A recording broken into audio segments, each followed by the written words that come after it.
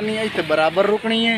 एवे दे पाए चैनल ते एंगल बराबर रोक के इस चीज़ नूं इत्थे लावना, ये इत्थे करके इस चीज़ नूं इत्थे लावना, ये इत्थे लग पई सी, ये रीलिंग साड़ी इत्थे बाहर आ गई सी।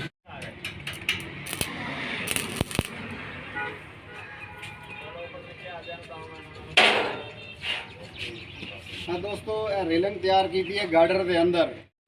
अस्सलाम वालेकुम दोस्तों, मेरा यूट्यूब चैनल वे दे पाओ अली हसन हार्डवेयर इंजीनियर।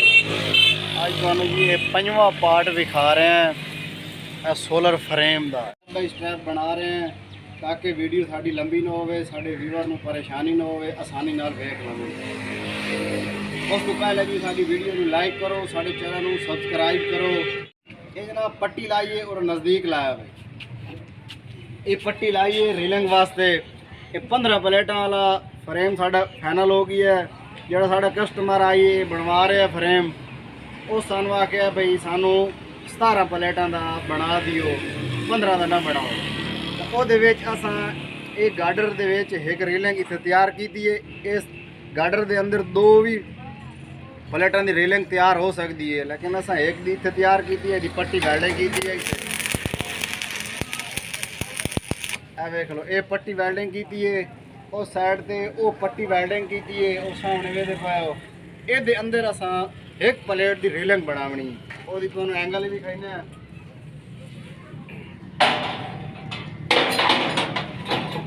ये आ इत्थे एंगल आवनी है, ये इत्थे मत्थे एंगल लगनी है उदा ये रीलिंग कर एक प्लेट की रीलिंग हो पैनी है।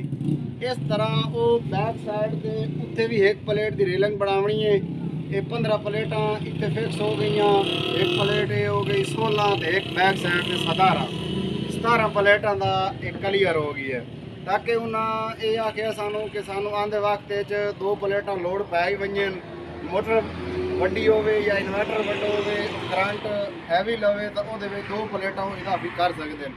इन्हों ते प्लेटा कोई नहीं कसेवनियाँ, थले उत्ते प्लेटा 15 पै पैनियां, थले 2 प्लेटा जड़ियाँ वो सिर्फ उन्होंने रीलिंग तैयार करेंदे पे। प्लेटा की चाह बनी पई है, प्लेटा की सिर्फ चाह तैयार करेंदे पे। ये 15 प्लेटा जड़ियाँ पे उत्ते ये मुकम्मल कसी पैनियां फ्रेम से। ये तैयार हो रहे अड्डा फतेहपुर से, ये बैक साइड से हो के फ्रेम विका।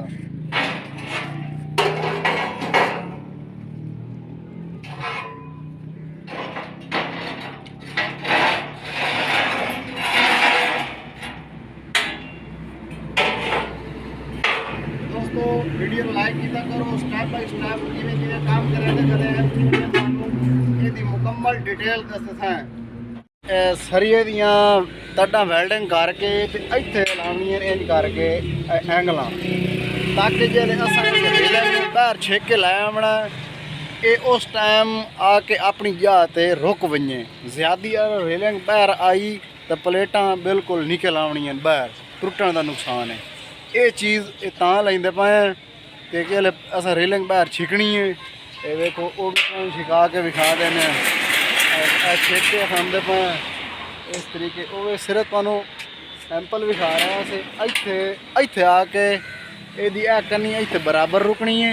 एवे दे पाए चैनल ते एंगल बराबर रोक के इस चीज़ नूं इत्थे लावना, ये इत्थे करके इस चीज़ नूं इत्थे लावना, ये इत्थे लग पई सी। ये रीलिंग साड़ी इत्थे बाहर आ गई, क्लोज करता है अंदर क्लोज हो गई थी। जिले बाहर छिकता है ओले बाहर आ गई थी, इत्थे अपनी जगह ते रुक गई थी। उस तो बाद जिले इनू यानी कि असा जिले खोलनी है रीलिंग, ये अग्गा ना मल वजे। इस वजह तो ये इत्थे एंगल कढ़ने सुराख काट के जिले इत्थे असा लावनी है। चलो तो वीडियो नाल जुड़े रहना, नेक्स्ट वीडियो को मिलेगी।